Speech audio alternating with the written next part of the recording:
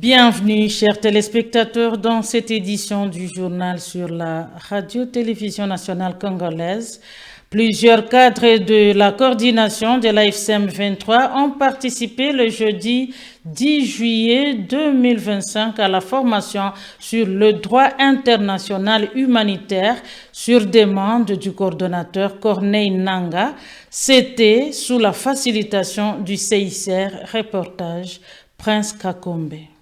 Plusieurs cadres de la coordination de l'AFCM 23 ont participé ce jeudi 10 juillet 2025 à la formation sur les droits internationaux humanitaires. C'est exactement sur demande de la coordination de l'AFCM 23. Plusieurs exposés ont été présentés. Le coordonnateur politique de l'AFCM 23 a tenu à participer personnellement à cet atelier.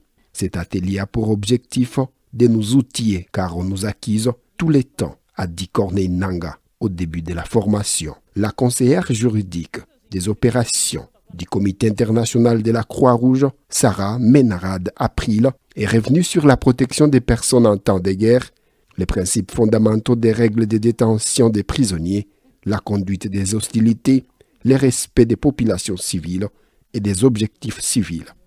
Bref, les cadres de la FCM 23 ont été sensibilisés sur les droits des guerres, car la guerre a aussi des règles qu'il faut maîtriser. S'adressant au cadre, Corneille Nangaa a rappelé que la FCM 23, étant un mouvement constitutionnel, doit baser sa lutte au respect des droits humanitaires internationaux.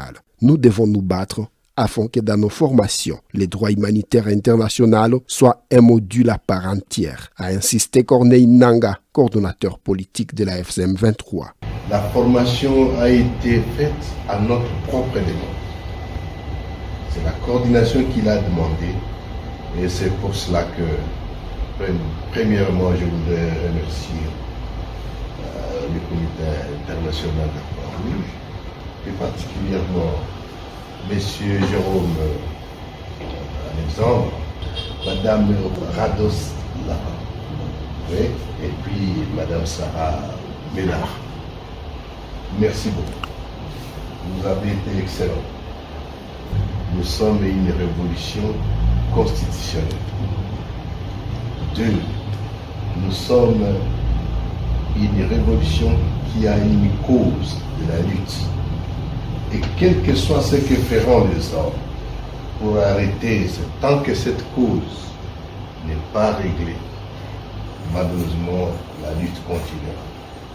Mais pour ce faire, parce que nous avons une cause, notre lutte, nous voulons la baser non seulement sur la violence et la force, mais aussi en respectant le droit international humanitaire pour faire valoir notre cause. Une telle session on devra se battre pour que dans nos cours, dans nos formations, que ça devienne un module à part entière. Devant la presse, les chefs de la sous-délégation du CICR à Goma, Jérôme Alexandre Imstepef, a précisé que tout a été fait en suivant des principes fondamentaux de neutralité et d'impartialité. Nous étions réunis aujourd'hui pour une formation sur le droit international humanitaire. Ce sont des formations que nous donnons pour les parties au conflit ainsi que les autorités dans tous les contextes dans lesquels nous travaillons en suivant nos principes fondamentaux de neutralité et d'impartialité. C'est une formation à propos justement de la base du droit international humanitaire donc qui régule les lois des conflits armés et c'est pour cette raison que nous étions accompagnés aujourd'hui de notre conseillère légale qui est venue justement avec des présentations générales sur le droit international humanitaire. Disons que cette formation sur les droits humanitaires internationaux a été réalisée pendant 7 heures de temps à Goma, en province du Nord Kivu. Les provinces du Nord et du Sud Kivu sont actuellement en proie de plusieurs épidémies, entre autres le Mpox, la poliomyélite, etc.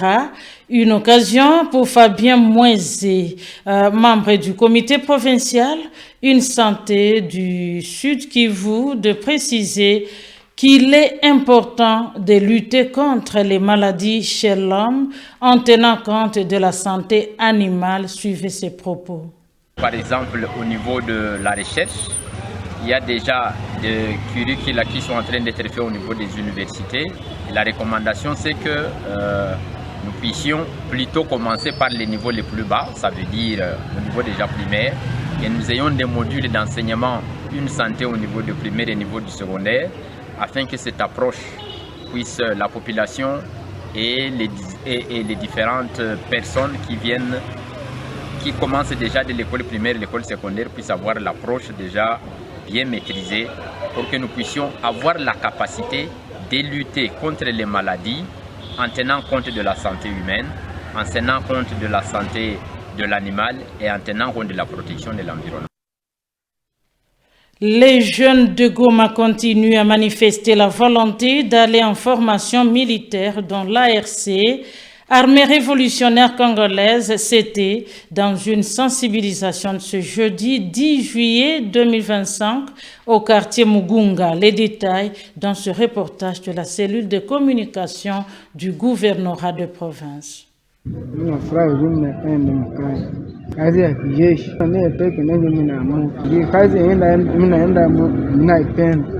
Les jeunes de Goma continuent à manifester volontairement les soucis d'aller en formation militaire organisée régulièrement par l'armée révolutionnaire congolaise.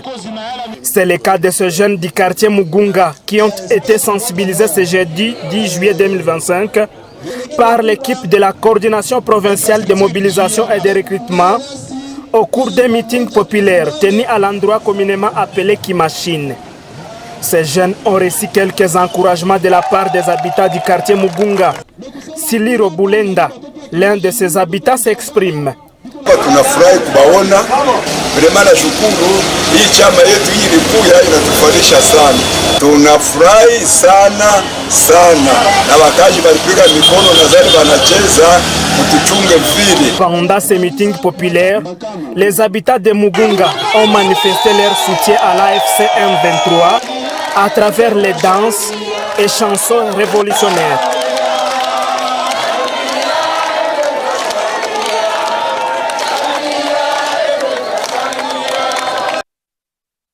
« 17 jeunes volontaires en province du Sud Kivu ont été reçus par le gouverneur de cette province. Ils ont manifesté leur souci de travailler à côté de l'AFC M23 pour la sécurisation et le rétablissement de la paix en République démocratique du Congo. Suivez les détails dans ce reportage.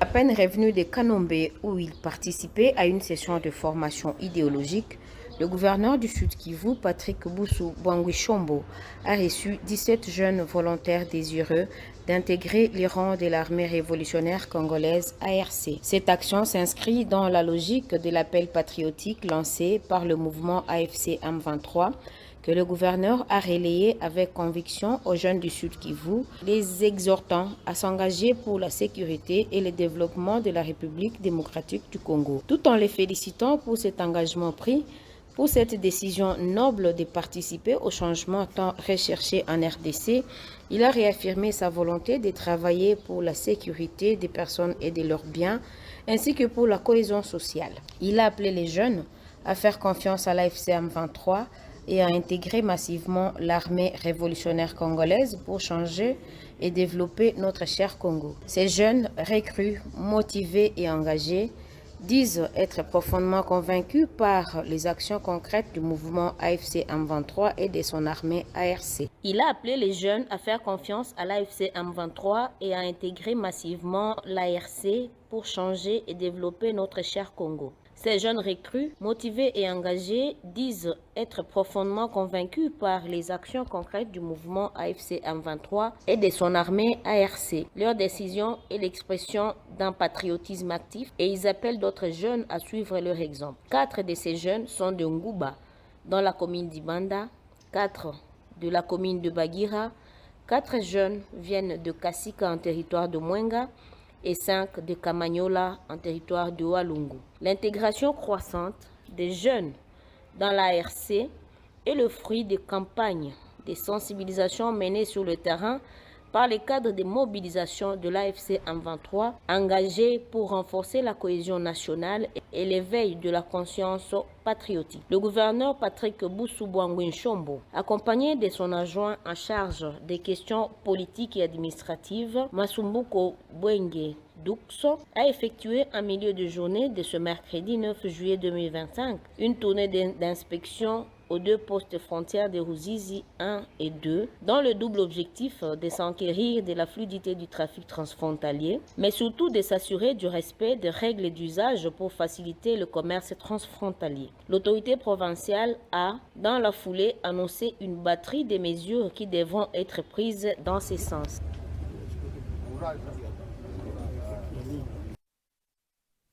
Les frontières congolaises avec l'Ouganda vers l'espace sous contrôle de l'AFC M23 deviennent opérationnelles. L'ouverture officielle est intervenue le jeudi 10 juillet au poste frontalier de Bunagana. Il s'agit de la décision du président ougandais Yoweri Kaguta Museveni. Reportage Prince Kakombe. L'Ouganda rouvre depuis ce jeudi 10 juillet 2025 ses postes frontaliers avec la République démocratique du Congo dans sa partie orientale sous contrôle de la FCM 23. Sur place à Bunagana, même les autorités locales du gouvernement en place du côté congolais étaient présentes, selon les sources à notre possession. Cette réouverture a été matérialisée à Bunagana par le chef des cités, M. Désiré Kanyamarere. Pour lui, les populations des 2 côtés, Ouganda et la RDC, se sentent soulagées car les trafics entre ces 2 pays sont déjà opérationnels.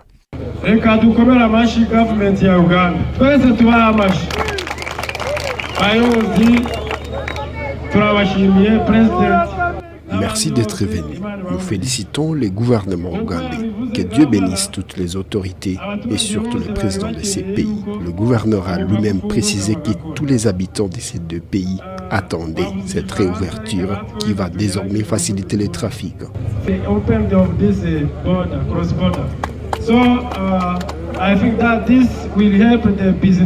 Toutes les commerçantes et commerçants vont commencer à traverser nos frontières pour exercer leurs activités quotidiennes. Cette activité d'aujourd'hui est vraiment importante pour nous tous.